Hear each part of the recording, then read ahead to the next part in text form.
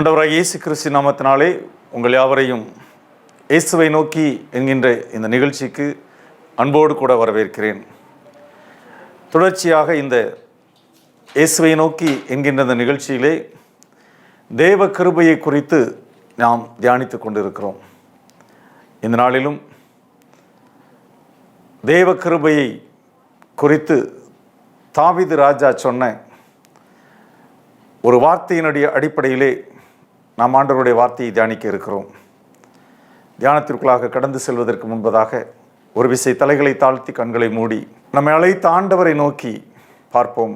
என்னோடு கூட பேசுங்கப்பா, ஒரு மனுஷனுடைய சத்தத்தை நான் கேட்கக்கூடாது, உம்முடைய சத்தத்தை கேட்கணும் என்கின்ற வாஞ்சியோடு கூட அவரை நோக்கி பார்ப்போம்.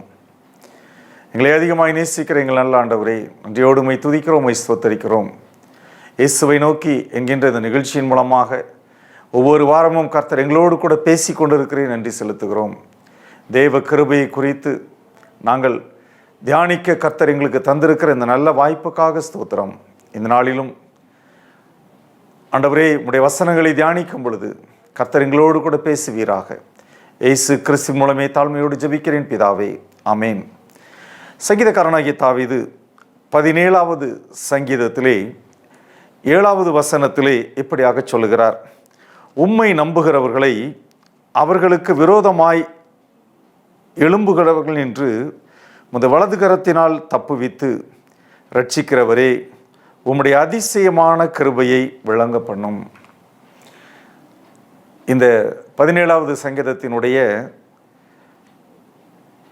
உட்கருத்து அது என்ன என்பதை அந்த சங்கீதத்தினுடைய துவக்கத்திலே சொல்லப்பட்டிருக்கிறது. தாவீதின் விண்ணப்பம். தாவீது ஆண்டவரை நோக்கி பல விண்ணப்பங்களை எடுத்தாலும் இந்த சங்கீதத்திலே ஒரு மிக முக்கியமான ஒரு விண்ணப்பத்தை எடுக்கிறார். உம்முடைய அதிசயமான கிருபையை விளங்க பண்ணும் என்று சொல்லுகிறார். தேவ கிருபையை குறித்து நாம் தியானித்து கொண்டிருக்கிறோம். இந்த தேவ கிருபை எப்படிப்பட்டது என்பதை ஒவ்வொரு வாரமும் நாம் பார்த்து கொண்டிருக்கிறோம். இங்கே தாவீது என்ன சொல்கிறார்? உம்முடைய அதிசயமான கிருபையை விளங்க பண்ணும்.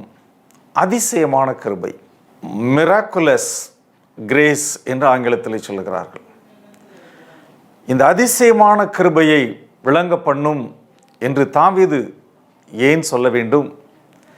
எதற்காக இந்த வார்த்தையை, தேவ கிருபைக்கு அதிசயமான கிருபை என்கின்ற அந்த வார்த்தையை பயன்படுத்துகிறார் என்றால், நம்முடைய தேவனாகிய கர்த்தர் அதிசயங்களை விளங்க பண்ணுகிற ஆண்டவர்.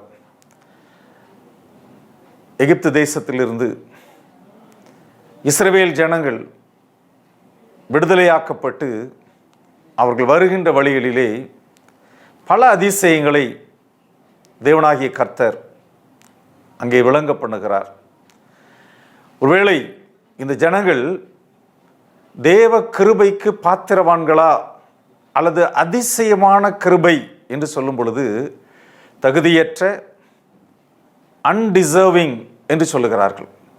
அப்படிப்பட்ட மக்களுக்கு தேவன் ஆச்சரியவண்ணமாக வழங்கப்படக்கூடிய ஒரு கிருபை, அதுதான் அதிசயமான கிருபை என்று நாம் உணர்ந்து கொள்ள முடிகிறது.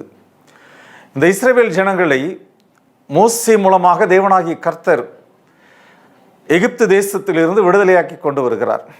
யாத்ராகம புஸ்தகத்திலே 14வது அதிகாரத்தை நாம் வாசிக்கும் பொழுது அந்த அதிகாரத்தினுடைய முதல் வசனம் என்ன சொல்கிறது? கர்த்தர் மோசேயை நோக்கி என்று ஆரம்பித்து இந்த இஸ்ரவேல் ஜனங்கள் என்ன செய்ய வேண்டும் என்பதை அங்கே சொல்கிறார். நீங்கள் திரும்பி மிக்தோலுக்கும் சமுத்திரத்துக்கும் நடுவே பாகால் செபோனுக்கு முன்பாக இருக்கிற ஈரோத் பள்ளத்தாக்கின் முன்னடியிலே பாளையம் இறங்க வேண்டும் என்று இஸ்ரவேல் புத்திரருக்கு சொல்லு. அதற்கு எதிராக சமுத்திர கரையிலே பாளையம் இறங்குவீர்களாக என்று சொல்லுகிறார். அது மட்டும் இல்லை, அந்த 3வது வசனத்தில் தேவனாகி கர்த்தர் சொல்லுவார்: அப்பொழுது பார்வோன் இஸ்ரவேல் புத்திரரை குறித்து அவர்கள் தேசத்திலே திகைத்து திரிகிறார்கள், வனாந்திரம் அவர்களை அடைத்து போட்டது என்று சொல்லுவான். மிக இக்கட்டான ஒரு சூழ்நிலையிலே இந்த இஸ்ரவேல் ஜனங்கள் மாட்டிக்கொண்டார்கள். அவர்கள் எகிப்திற்கு மாத்திரம்தான் திரும்பி வர வேண்டும், வேறு வழியே அவர்களுக்கு இல்லை. எதிரே செங்கடல் இருக்கிறது. பின்னாலே பார்த்தால் மிகப்பெரிய ஒரு மலை, அந்த மலை இருக்கிறது. அவர்கள் செல்ல வேண்டுமானால் அதற்குரிய வழி ஒன்று உண்டு, அது எகிப்தை நோக்கிய வழி. எனவே இந்த இஸ்ரவேல் ஜனங்களை மீண்டுமாக தன்னுடைய தேசத்திற்கு அழைத்து கொண்டு வந்து விடலாம் என்று பார்வோன் தன்னுடைய சேனைகளை கொண்டு அங்கே வந்து கொண்டிருக்கிறான். பாருங்க, 4வது வசனத்தில் என்ன சொல்லப்பட்டிருக்கிறது? ஆகையால் பார்வோன் அவர்களை பின்தொடரும்படிக்கு நான் அவன் இருதயத்தை கடினப்படுத்தி நானே கர்த்தர் என்பதை எகிப்தியர் அறியும்படி பார்வோனாலும் அவனுடைய எல்லா இராணுவத்தாலும் மகிமைப்படுவேன் என்றார். அவர்கள் அப்படியே செய்தார்கள். ஆம், ஆண்டவருடைய நாமத்தை மகிமைப்படுத்த வேண்டும் என்பதற்காக தேவனாகிய கர்த்தர் இங்கு ஒரு காரியத்தை செய்கிறார். எல்லா இடங்களும் அடைக்கப்பட்டு விட்டது. இஸ்ரவேல் ஜனங்கள் போவதற்கு வழியில்லாமல் அங்கே ஒரு சூழல் இருக்கிறது. இந்த சூழ்நிலையிலே பார்வோன் தன்னுடைய இருதயத்தை கடினப்படுத்தி கொண்டு இந்த இஸ்ரவேல் ஜனங்களை மீண்டுமாக எகிப்து தேசத்திற்கு கொண்டு வர வேண்டும் என்று 5வது வசனத்தில் என்ன சொல்லப்பட்டிருக்கிறது? ஜனங்களுக்கு விரோதமாக பார்வோனும் அவன் ஊழியக்காரரும் மனம் வேறுபட்டு நமக்கு வேலை செய்யாதபடிக்கு நாம் இஸ்ரவேலரை போகவிட்டது என்ன காரியம் என்றார்கள்.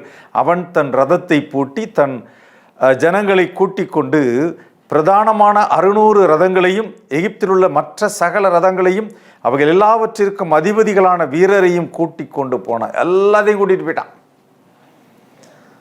பாருங்க, நம்முடைய தேவனாகிய கர்த்தர் இந்த இஸ்ரவேல் ஜனங்களை அதிசயமான கிருபையினாலே அங்கே வழிநடத்துகின்ற காரியத்தை பார்க்கலாம். எல்லா பக்கமும் அடைக்கப்பட்டு விட்டது. ஒரு பக்கம் செங்கடல், இன்னொரு பக்கம் மலை, இன்னொரு பக்கம் இஸ்ரவேலினுடைய இராணுவம், இப்படி எகிப்தினுடைய இராணுவம், இப்படி பல்வேறு விதமான சூழ்நிலைக்குள்ளாக அவர்கள் அடைப்பட்டு கொண்டிருக்கிறார்கள். எங்கே போவது? ஆண்டவர் அந்த இஸ்ரவேல் ஜனங்களுக்கு அதிசயமான கிருபையை அந்த இடத்துல வெளிப்படுத்தினார். அப்படி வெளிப்படுத்தினதுனால தான் அங்கே என்ன நடந்துச்சுது பாருங்க. இங்கே அந்த யாத்ராகமம் 14வது அதிகாரத்தில் பின்னால் கொஞ்சம் நம்ம பார்த்தோம்னாச்சுன்னா 13வது வசனத்திலேருந்து நம்ம வாசித்து பார்ப்போமானால் சில காரியங்களை நாம் அறிந்து கொள்ள முடிகிறது. அப்பொழுது மோசே ஜனங்களை நோக்கி, பயப்படாதிருங்கள், நீங்கள் நின்று கொண்டு இன்றைக்கு கர்த்தர் உங்களுக்கு செய்யும் ரட்சிப்பை பாருங்கள். இன்றைக்கு நீங்கள் காண்கிற எகிப்தியரை இனி என்றைக்கும் காண மாட்டீர்கள். இதுதான் நடக்கும் அப்படின்னு சொல்லி மோசேக்கு தெரியாது. ஆனால் மோசே சொல்றாரு, இன்றைக்கு காண்கிற எகிப்தியரை இனி என்றைக்கும் காண மாட்டீர்கள். அடுத்து சொல்ல, கர்த்தர் உங்களுக்காக யுத்தம் பண்ணுவார், நீங்கள் சும்மா இருப்பீர்கள். அப்போ கர்த்தர் மோசேயை நோக்கி, நீ என்னிடத்தில் முறையிடுகிறது என்ன? புறப்பட்டு போங்கள் என்று இஸ்ரவேல் புத்திரருக்கு சொல்லு. நீ உன் கோலை ஓங்கி உன் கையை சமுத்திரத்தின் மேல் நீட்டி சமுத்திரத்தை பிளந்து விடு. அப்பொழுது இஸ்ரவேல் புத்திரர் சமுத்திரத்தின் நடுவாக வெட்டாந்தரையிலே நடந்து போவார்கள். ஆம், மிகப்பெரிய ஒரு சமுத்திரம். அந்த சமுத்திரத்தின் நடுவாக வெட்டாந்தரையை ஏற்படுத்தி தேவனாகிய கர்த்தர் இந்த இஸ்ரவேல் ஜனங்களை அந்த வெட்டாந்தரை வழியாக நடந்து போக பண்ணினார்.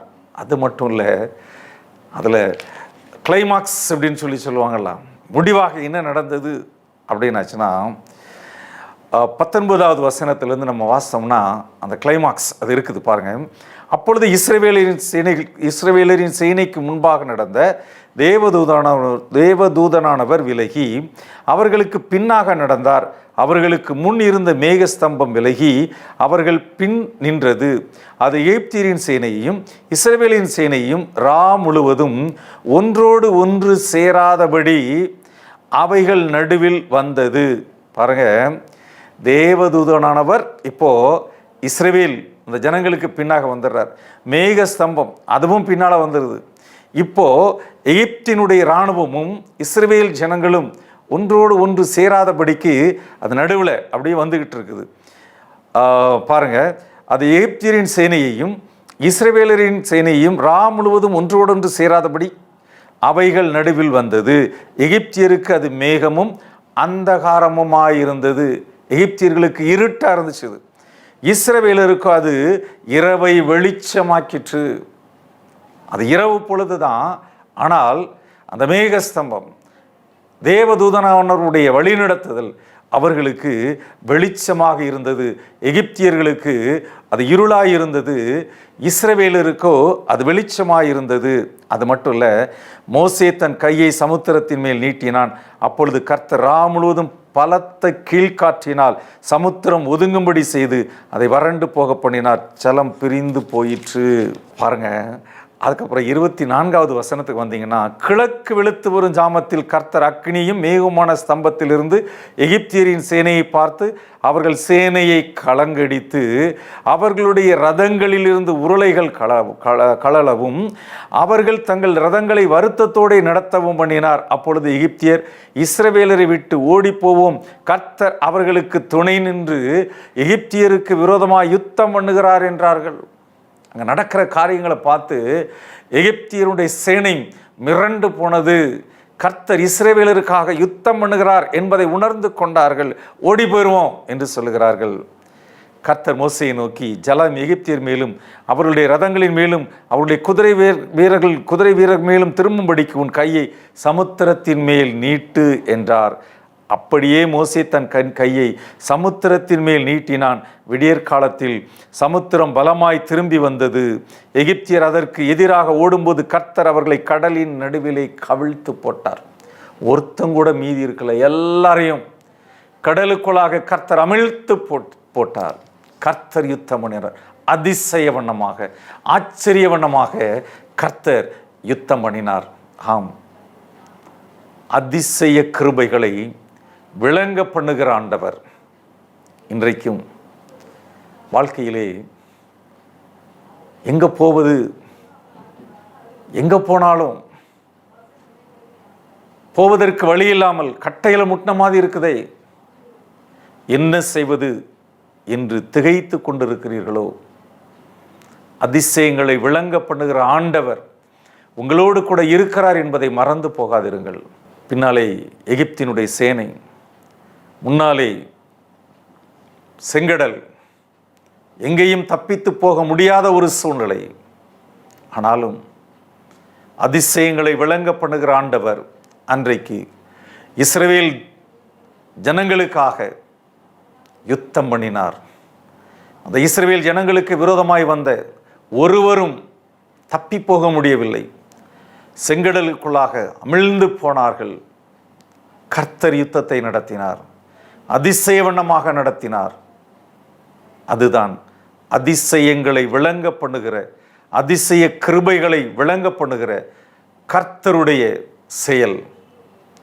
அதே போல அதே அதிசயங்களை விளங்க பண்ணுகிற ஆண்டவர் நம்மோடு கூட இருக்கிறார். எந்த சூழ்நிலையாக இருந்தாலும், ஐயோ இதை எப்படி நான் கடந்து போகப் போகிறேன் திகிலோடு வாழ்ந்து கொண்டிருக்கிறீர்களோ, அதிசயங்களை விளங்க பண்ணுகிற ஆண்டவரை நோக்கி பாருங்கள். அதிசய கிருபைகளை உடைய, அதிசய கிருபைகளை நம்முடைய வாழ்க்கையிலே விளங்க பண்ணுகிற ஆண்டவரை நோக்கி பாருங்கள். அன்றைக்கு தாவீது அதைத்தான் நோக்கி பார்த்தார். அதனால்தான் சொன்னார், உம்முடைய அதிசயமான கிருபையை விளங்க பண்ணும். ஆம், சூழ்நிலை மோசமாக இருக்கிறது, இதை எப்படி கடந்து போவேன் என்கின்ற ஒரு திகிலோடு வாழ்ந்து கொண்டிருக்கிறேன். ஆண்டவரே, உம்முடைய அதிசயமான கிருபையை விளங்க பண்ணும் என்று தேவனாகிய கர்த்தரிடத்திலே விண்ணப்பம் பண்ணினான். நம்முடைய வாழ்க்கையிலே இப்படிப்பட்ட சூழ்நிலைகள் கடந்து வருமானால், இப்படிப்பட்ட சூழ்நிலையிலே நாம் வாழ்ந்து கொண்டிருப்போமானால், இதை நான் எப்படி கடந்து செல்ல போகிறேன் என்கின்ற மிகப்பெரிய ஒரு கேள்வியோடு வாழ்ந்து கொண்டிருப்போமானால், தேவனாகிய கர்த்தர் அதிசயங்களை, அதிசய கிருபைகளை விளங்க பண்ணுகிற ஆண்டவர் உங்களுடைய வாழ்க்கையிலும் தம்முடைய அதிசயமான கிருபைகளை விளங்க பண்ணுவதற்கு வல்லவராயிருக்கிறார். நாம் செய்ய வேண்டியது ஒரே ஒரு காரியம்தான். ஆண்டவரே, அன்றைக்கு தாவீது உம்மிடத்தில் விண்ணப்பம் பண்ணினானே, உம்முடைய அதிசயமான கிருபைகளை விளங்க பண்ணும் என்று விண்ணப்பம் பண்ணினானே, அதே போல நானும் விண்ணப்பம் பண்ணுகிறேன். என்னுடைய வாழ்க்கையில் என்னுடைய சூழ்நிலை இப்படி இருக்குது, இந்த சூழ்நிலையை நான் கடந்து போக வேண்டும். என்னை இந்த உலகம் நெருக்கி கொண்டிருக்கிறது, பிசாசினுடைய அந்தகார கிரியைகள் நெருக்கி கொண்டிருக்கிறது, கடன் பிரச்சனைகள் நெருக்கி கொண்டிருக்கிறது, இன்னும் பல்வேறு விதமான போராட்டங்களினாலே நான் அலைக்கழிக்கப்பட்டு கொண்டிருக்கிறேன். என் பாவத்திலிருந்து எப்படி நான் விடுதலையை பெற்றுக்கொள்ளப் போகிறேன்? திகிலோடு, கலக்கத்தோடு, பயத்தோடு வாழ்ந்து கொண்டிருக்கிறேன். இப்படிப்பட்ட சூழ்நிலையிலே வாழ்ந்து கொண்டிருக்கிற நமக்கு தாவீதின் மூலமாக நம்முடைய தேவனாகிய கர்த்தர் இன்றைக்கு கொடுக்கின்ற மிக உன்னதமான ஒரு காரியம், நாம் ஆராதிக்கின்ற அந்த ஆண்டவர் அதிசய கிருபைகளை விளங்க பண்ணுகிற ஆண்டவர். அவரிடத்திலே நம்முடைய காரியங்களை ஒப்பு கொடுப்போமா? ஆண்டவர் அதிசய கிருபைகளினாலே நம்முடைய வாழ்க்கையிலே அதிசயங்களையும் அற்புதங்களையும் நடைபெறச் செய்வார். தலைகளை தாழ்த்தி கண்களை மூடி நாம் ஜெபிக்கலாம். கிருபையில் ஐஸ்வர்யமுள்ள எங்கள் நல்ல ஆண்டவரே, அதிசயமான கிருபைகளை விளங்க பண்ணுகிறவரே, நன்றியோடு உம்மை துதிக்கிறோம், உம்மை ஸ்தோத்தரிக்கிறோம். தாவீது ராஜா ஆண்டவரே கலங்கி தவித்த பொழுது, என்ன செய்வது என்று திகைத்த பொழுது உம்மிடத்திலே பண்ணின விண்ணப்பத்தை நாங்கள் இன்றைக்கு தியானித்தோம். அதிசயமான கிருபைகளை விளங்க பண்ணும் என்று உம்மை நோக்கி விண்ணப்பம் பண்ணினான். அன்றைக்கு இஸ்ரவேல் ஜனங்கள் எகிப்து தேசத்திலிருந்து கடந்து வருகின்ற பொழுது எங்கே செல்வது என்று வழி தெரியாமல் நின்று கொண்டிருந்த பொழுது அவர்களுடைய வாழ்க்கையிலே உம்முடைய அதிசயமான கிருபைகளை விளங்க பண்ணினீர், அற்புதத்தை செய்தீர். எகிப்தினுடைய சேனை ஒருவரும் தப்ப விடாதபடிக்கு கர்த்தர் அன்றைக்கு யுத்தத்தை நடத்தி இஸ்ரவேல் ஜனங்களை பாதுகாப்பாய் வழி நடத்தினீர்.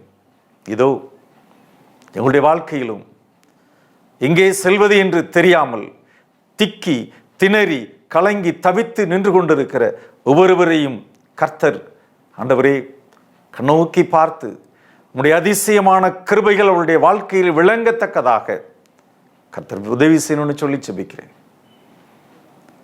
என்ன செய்ய போகிறேன் என்று ஏங்கிக் கொண்டிருக்கிற ஒவ்வொருவருக்கும், ஒவ்வொருவருடைய வாழ்க்கையிலும் உம்முடைய அதிசயமான கிருபை விளங்கட்டும் என்று சொல்லி உம்மை நோக்கி பார்க்கிறேன். ஆண்டவரே கிருபையாக இறங்கும், ஆசீர்வதிங்க, காத்து வழி நடத்துங்க. இயேசு கிறிஸ்து மூலமே தாழ்மையோடு ஜெபிக்கிறேன் பிதாவே, ஆமீன். அதிசய கிருபைகளை விளங்க பண்ணுகிற ஆண்டவர் உங்களுடைய வாழ்க்கையிலும் தம்முடைய அதிசயமான கிருபைகளினாலே உங்களை ஆச்சரியவனமாக வழி நடத்துவாராக. God bless you.